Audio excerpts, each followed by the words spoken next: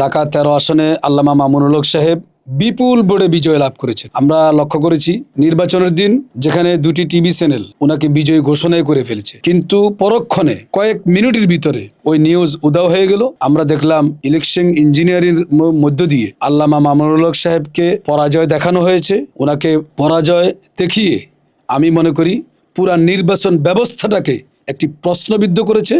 জাতিকে ইন্টারিম সরকার যেই ওয়াদা করেছিল, আল হিরা গ্লোবাল এডুকেশন ফাউন্ডেশন ওস্তাদ মাওলানা জাফর আহমদ মজুমদার কর্তৃক পরিচালিত আল হিরা কিডস হ্যাভেন, জামিয়াতুল হিরা আল ইসলামিয়া এবং আল হিরা ইসলামিয়া দাখিল মাদ্রাসা, হিপস বিভাগ ও মাদানী নিসাবে ভর্তি চলছে।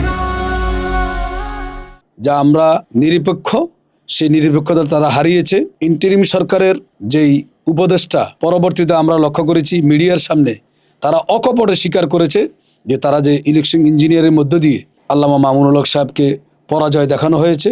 এজন্য আমি বলবো আল্লামা মামুনুল হক সাহেব এবং 11 দল, আল্লামা মামুনুল হক সাহেবের সাথে আমাদের সরাসরি কথা হয়েছে, তিনি আমাদেরকে নির্দেশনা দিয়েছেন এবং বিশেষ করে আল্লামা মামুনুল হক সাহেব বলেছেন দেশে বিশৃঙ্খলা হয়, দেশে অশান্তি তৈরি হয়, এরকম কোনো পদক্ষেপ আমরা এই মুহূর্তে নেব না। কারণ আমরা মনে করি ব্যক্তির চেয়ে দল বড়, দল থেকে দেশ বড়, দেশ থেকে ইসলাম বড়। এজন্য মূলত দেশে যাতে শান্তি শৃঙ্খলা বজায় থাকে, দেশে অশান্তি বিরাজ না করে, এই জন্য আল্লামা মামুনুল হক সাহেব ধৈর্য ধরেছেন। আমরা দল হিসাবেও ধৈর্য ধরেছি। তবে 11 দলের আরও বলিষ্ঠ ভূমিকা প্রয়োজন ছিল।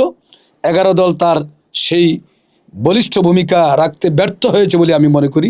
তবে আমরা ঐক্যবদ্ধভাবে দেশ গঠনে, আগামীর বাংলাদেশ গঠনে, ঐক্যবদ্ধ বাংলাদেশ গঠনে আমরা এক এবং অভিন্ন আছি।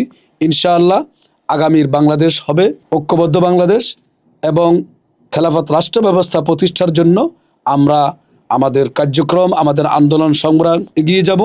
তবে আমাদের কাছে দেশের আইনশৃঙ্খলা পরিস্থিতি, দেশের রাজনৈতিক পরিস্থিতি যাতে স্থিতিশীল থাকে, জনগণ যাতে কোনো কষ্ট না হয়, জনগণের জনদুর্ভোগ যাতে না হয়, সেজন্য আমরা এখনও সরকারকে বলছি এই পুনর্গণনার মধ্য দিয়ে ঢাকা 13 আসনের ফলাফল, আসল জাতি মামুনুল হক সাহেবকে ভোট দিয়েছে সেই ফলাফল জাতি দেখতে চায়। আমরা এই জন্য আদালতের প্রতি আমাদের আস্থা রয়েছে। আমরা আদালতে এটার জন্য রিট করেছি। আমরা আশা করি সুবিচার পাবো ইনশাআল্লাহ।